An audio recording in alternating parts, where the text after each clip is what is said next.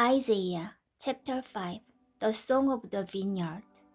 I will sing a song for the Lord. He is the one I love.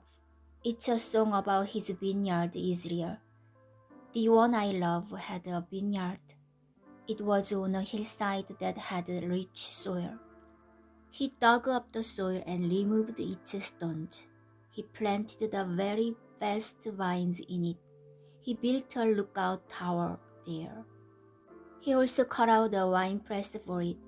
Then he kept looking for a crop of good grapes. But the vineyard produced only bad fruit. So the Lord said, People of Jerusalem and Judah, you be the judge between me and my vineyard. What more could I have done for my vineyard? I did everything I could. I kept looking for a crop of good grapes. So why did it produce only bad ones? Now I tell you what I am going to do to my vineyard. I'll take away its fence, and the vineyard will be destroyed. I'll break down its wall, and people will walk all over my vineyard. I'll turn my vineyard into a dry and empty desert. I will not be pruned or taken care of. Thorns and bushes will grow there. I will command the clouds not to rain on it.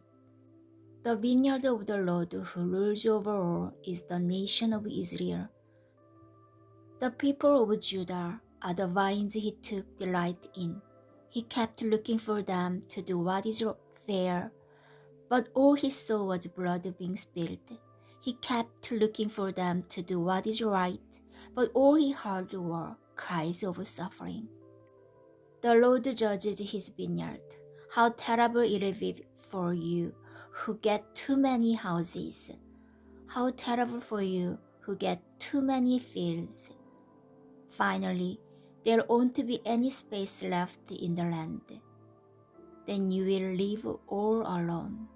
I heard the Lord who rules over all announce a message. He said, You can be sure that the great houses will become empty. The fine homes will be left with no one living in them. A 10 acres vineyard will produce only 6 gallons of wine. 360 pounds of seeds will produce only 36 pounds of grain. How terrible it will be for those who get up early in the morning to start drinking. How terrible for those who stay up late at night until they are drunk with wine. They have harpers and lyres at their banquets. They have tambourines, flutes, and wine, but they don't have any concern for the mighty acts of the Lord. They don't have any respect for what his power has done. So my people will be taken away as prisoners. That's because they don't understand what the Lord has done. Their nobles will die of hunger. The rest of the people won't have any water to drink. So death opens its jaws to receive them. Its mouth is open wide to swallow them up. Their nobles and the rest of the people will go down into it. They will go there together with all those who have wild parties. So people will be brought low, everyone will be made humble, those who brag will be brought down. But the Lord who rules over all will be honored, because he judges fairly. The holy God will prove that he is holy by doing what is right. Then sheep will graze as if they were in their own grassland. Lambs will eat grass among the destroyed buildings where rich people used to live. How terrible it will be for those who continue to sin and lie about it.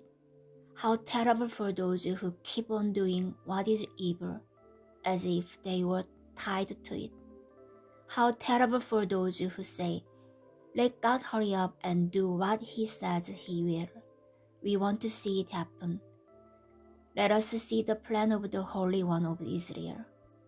We want to know what it is. How terrible it will be for those who say that what is evil is good. How terrible for those who say that what is good is evil. How terrible for those who say that darkness is light, and light is darkness. How terrible for those who say that what is bitter is sweet, and what is sweet is bitter. How terrible it will be for those who think they are wise. How terrible for those who think they are really clever. How terrible it will be for those who are heroes at drinking wine. How terrible for those who are heroes at mixing drinks. How terrible for those who take money to set guilty people free. How terrible for those who don't treat good people fairly. Flames of fire burn up straw. Dry grass sinks down into those flames. Evil people will be like plants whose roots rot away. They will be like flowers that are blown away like dust. That's because they have said no to the law of the Lord, who rules over all. They have turned against the message of the Holy One of Israel. So the Lord is angry with his people. He raised his hand against them and strikes them down. The mountains shake. The bodies of dead people lie in the streets like trash. Even then, the Lord is still angry. His hand is still raised against them. He lifts up a banner to gather the nations that are far away. He whistles for them to come from the farthest places on earth. Here they come. They are moving very quickly. None of them grows tired. None of them falls down. None of them sleeps or even takes a nap. All of them are ready for battle. Every belt is pulled tight. Not a single sandal strap is broken. The enemy's arrows are sharp. All their bows are ready. The hoofs of their horses are as hard as rock.